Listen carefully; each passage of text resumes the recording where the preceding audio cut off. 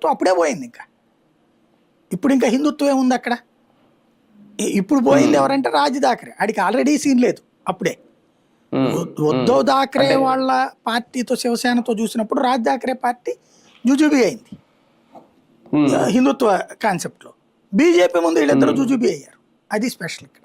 అంటే మహారాష్ట్రలో ఇప్పటికీ శివసేనకి శివాజీ గారి ఆశయాలు సిద్ధాంతాలు హిందుత్వ పార్టీగా అది ప్రజల్లో అది ఉద్ధవ్ థాకరే అప్పుడే పోయింది. ఉద్ధవ్ థాకరే మొదటిసారి కాంగ్రెస్ తో పొత్తు పెట్టుకున్న రోజున పోయింది అది.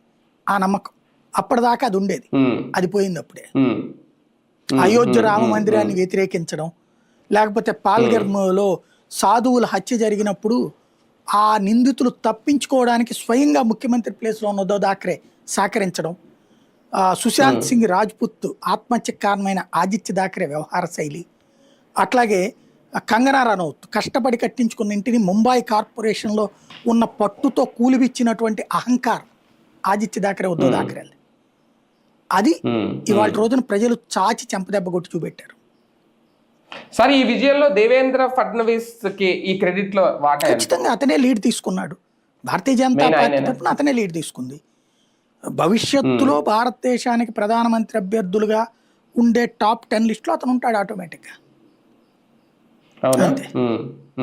అంటే ఫడ్నవీస్ ప్లేస్ లో ఒకవేళ వేరే